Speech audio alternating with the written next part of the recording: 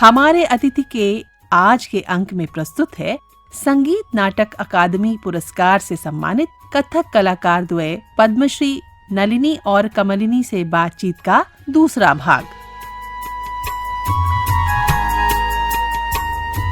तो नलिनी जी, जब रचना करने का, अभी तक तो आप गुरु की रचनाओं को कर रही थी, तो ऐसा भी कोई बिंदु आया होगा, लगा होगा नहीं, इसमें मैंने गुरुजी से परामर्श किया, फिर वो बताते थे उसका वजन सही है, उसकी भाषा सही है, उपयुक्त है या नहीं, उसका भाव अच्छा है। तो आप जिसे कहते हैं ना, पहले ही अपने तराजू में तोड़ लेते हैं, जिससे दर्शकों को उसकी कुछ करने का और मौका ना मिले। तो और उसमें 3 होते, तीनों के परख से निकलता था। पहले मैं हुई, मैंने कमलिनी को सुनाया, फिर हम दोनों ने मिलकर गुरुजी को सुनाया। छोटा सा दृष्टांत बताती हूँ वहीदेव वनवास का, कि लक्ष्मण जी से लवकुश युद्ध कर रहे हैं अश्वमेध के युद्ध में। तो उन्हें ये नहीं पता मेरे चाचा जी, उनको ये नहीं पता मेरे भतीजे हैं।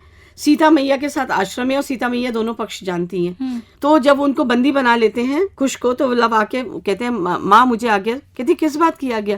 कहते वो उनको बंदी बना के ले गए हैं, मैं उनको छुड़ाने के लिए जा रहा हूँ। जो मैंने लिखा है वो सुनाती हूँ। सीता मैया दोनों पक्ष जानती हैं। कहती किसके विरुद्ध किसको आशीष, किसके विरुद्ध किसको आशीष, किसकी अकुशलता की चाह करूं, ये कैसी कठिन परीक्षा प्रभु, मैं गोद भरूं या मांग भरूं, मैं राहु बनूं या केतु बनूं, ममता रोंधूं या प्रीत दलूं, पथ भ्रष्ट करूं पथ नष्ट करूं, मैं भस्म मिलूं या भस्म मलूं। तो मैंने थोड़ा थोड़ा गुरुजी के उसमें लिखना शुरू किया, और फिर चूंकि मेरा मन से वो चीज जन्मी है तो अच्छा लगता है एक गुरु का सानिध्य। और अभी हम लोगों ने बिल्कुल रिसेंट 16 जनवरी को ही हम लोगों ने रामभद्राचार्य जी की गीत रामायण, उनकी संस्कृत में है, उस पे हम लोगों ने हमने उनसे पूछा क्या प्रस्तुत करें महाराज, तो उन्होंने बोला इसमें से पुष्प वाटिका प्रसंग ले लीजिए जी। तो हम लोगों ने उसको प्रस्तुत किया अभी अयोध्या में।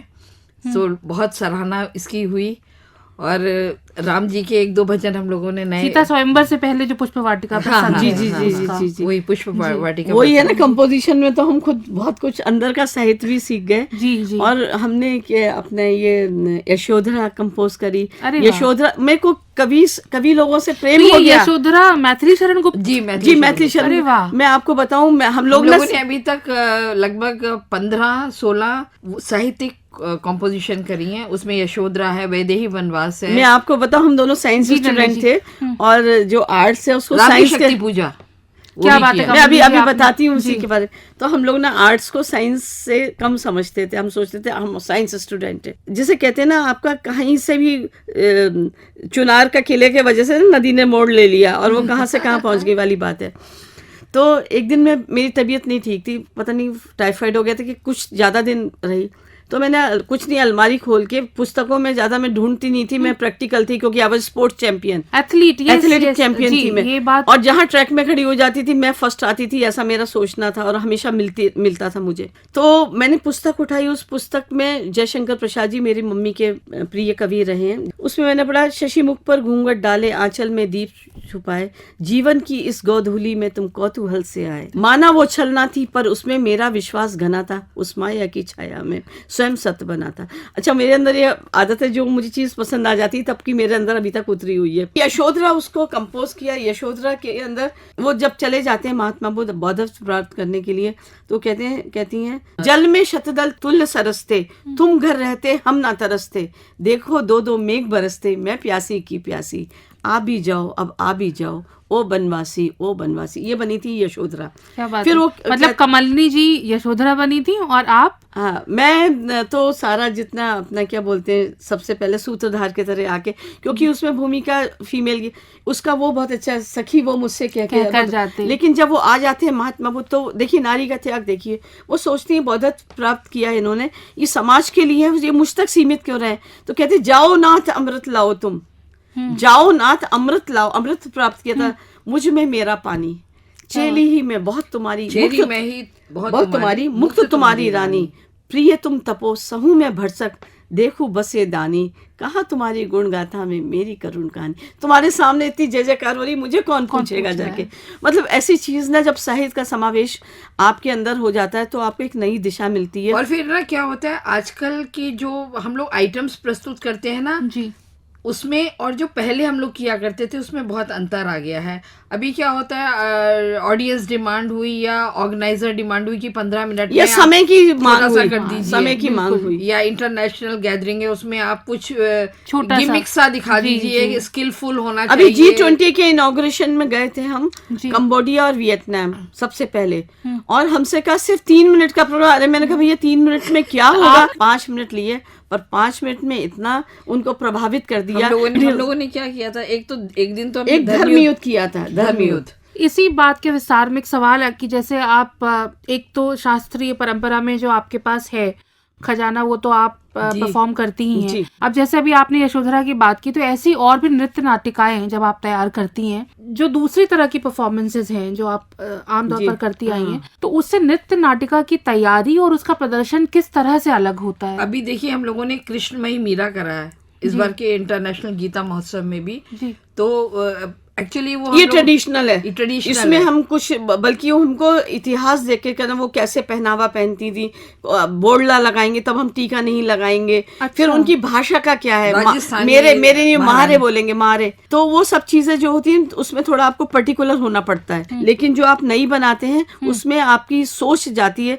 जैसे आप पेंटिंग भी करते हैं ना, तो 3 तरीके हैं। एक तो जो सामने रखी है उसको देख के करना, एक पोर्ट्रेट बनाना, आप सामने बैठे, एक होता है आध्यात्मिक विचारधारा से कि ऐसा हुआ है, इसको उतारना, वहां जाके आप अलग होते हैं। बाकी 2 चीज तो दुनिया में सभी एक नकल करके बना सकते हैं। नलिनी जी और कमलिनी जी, एक सवाल अभी ये उठ रहा है मन में कि बातचीत की शुरुआत में एक शब्द आया संस्कार, जिस पर आपने विशेष बल भी दिया। तो अगर इसे अपने प्रचलित स्वरूप में देखते हैं तो लगता है कि इसमें पारिवारिक पृष्ठभूमि का बहुत हाथ है, लेकिन अगर भौतिक अभावों में परवरिश बहुत नफीस तरीके से नहीं हो पाती है, वो भावबोध नहीं पैदा हो पाता है बच्चे में एस्थेटिक्स के लिए, और वैसे बच्चे जब आपके संस्थान में आते हैं तो उसमें उस बोध को पैदा करना या उनको तराशना, वो किस तरह कर पाते हैं आप, कैसे करते हैं? आप ये देखिए, पहला संस्कार तो ये होता है कि उनका गुरु भाग्य में कहीं ना कहीं से प्रोमिनेंट होता है, तो आपके उसमें आते हैं। इंस्टीट्यूट की बात नहीं कर रही हूँ, इंस्टीट्यूट जब हम परंपरा में, गुरु शिष्य परंपरा में सिखाते हैं, तो कहीं ना कहीं से उनका उस समय भाग में गुरु तत्व जो है प्रेरित करता है उन्हें कि वो आए, वो आते हैं। जो सांसारिक चीज आप कह रही ना, इस चीज का अभाव वो हमारे लिए मायने नहीं रखता है। हमारा सबसे बड़ी चीज होती है उसके अंदर जो कला है उसको हम जागृत करें, वो उसको समझ सके और उसको अपने अंदर ढाल सके। बाकी सांसारिक चीजें तो जुड़ जाती हैं।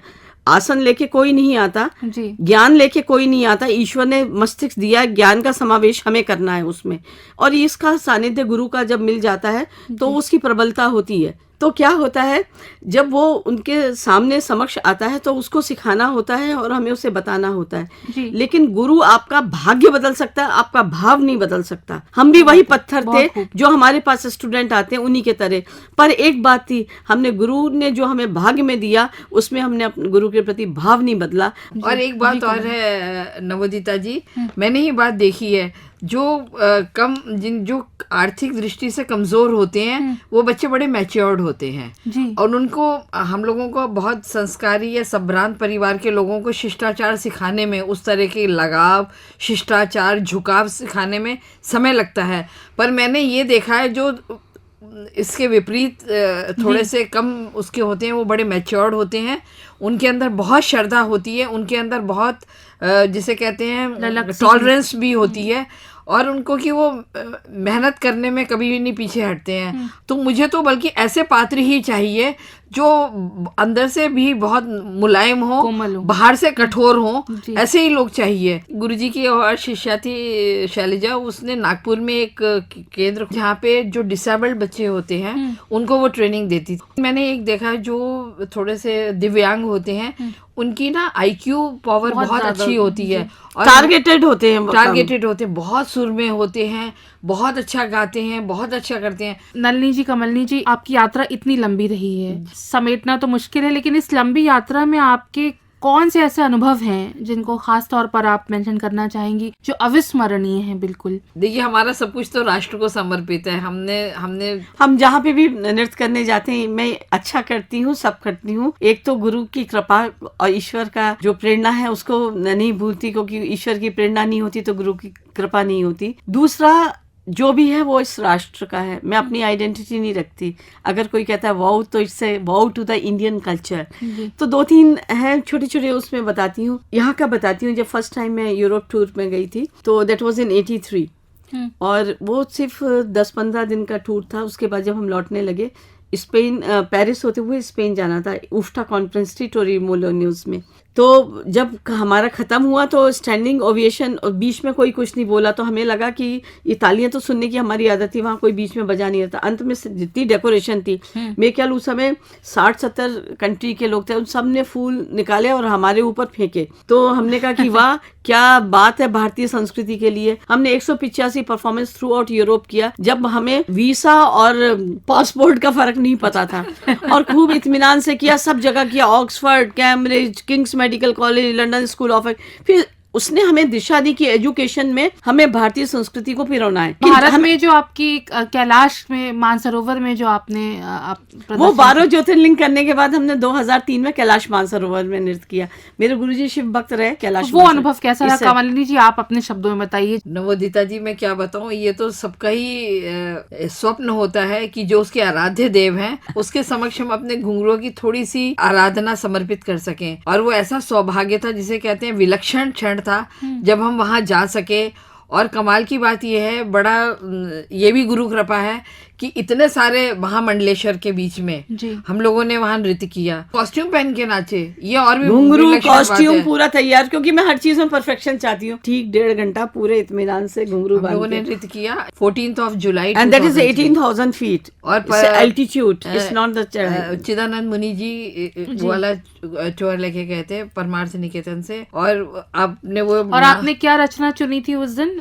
शिवकृत वंदना थी। और ये वाला जो शिव स्तुति इन्होंने सुनाई थी वो किया, वो भी हमने किया था। और हम लोगों के साथ उस टाइम पे वो शिव मणि भी थे। और सबसे बड़ी बात है, जो हमने नृत्य किया था ना नवोदिता जी, वो अष्टपद पे किया था, जहाँ से यात्रा शुरू होती है। और वहाँ इसलिए मुश्किल था, पत्थर थे, ढलान थी, सब थे, लेकिन उसके ऊपर कुछ उन्होंने तिरपाल वगैरह बिछा दिया था। और हम लोगों ने वहाँ नृत्य किया। उसके बाद लगा वो कुछ अद्वितीय ही हो गया। इट वॉज सो ब्यूटीफुल, सुनने में ही लग रहा है, कल्पनीय तो है ही। वहाँ पे ठंड, I think that was the biggest award given by the god to us, you know. ये तो अनुभव सच में अपने आप में सुनने में ही बिल्कुल अद्भुत और अनूठा लगता है। कवि अज्ञे ने अपनी एक नाच कविता में कहा था कि तनाव वैसे का वैसा ही बना रहता है और वही मेरा नाच है, जिसे सब देखते हैं, मुझे नहीं, रोशनी नहीं, तनाव भी नहीं, देखते हैं नाच। तो अगर कलाकार के भीतर के मानव का छुप जाना स्टेज पर, सिर्फ कला दिख रही है, कलाकार दिख रहा है, आपके अंदर का जो मनुष्य है वो कहीं ना कहीं नेपथ्य में चला जाता है। ये चीज आपके लिए सहूलियत है या कोई चुनौती है? ये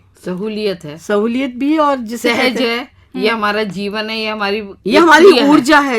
आनंद लो, कठिनाई में भी तो परीक्षा है। आप ये सोच के हम कि ईश्वर की कृपा आखिर तक बनी रहे, हम नृत्य करते रहे। कला को साधना की श्रेणी में डाला है। तो जब आप साधक श्रेणी में चले जाते हैं तो आप बिल्कुल मिनिमम साधनों के से काम साधनों से साधना के लिए साधन नहीं चाहिए। बहुत सुंदर। तो when you are with the minimum requirement you enjoy more. पाओगे उसे तो तुम नाचोगे, नचाओगे भी। उसके आने से ही नृत्य होता है। वो गुनगुनाएगा और तुम नाचोगे। जब वो नहीं रहेगा, तुम नहीं रहोगे। जब तुम और वो एक हो जाओगे, तुम्हारी वाणी में, तुम्हारी कलम में, तुम्हारी आवाज में, तुम्हारे नृत्य में उसका आभास होगा और यही आगाज होगा।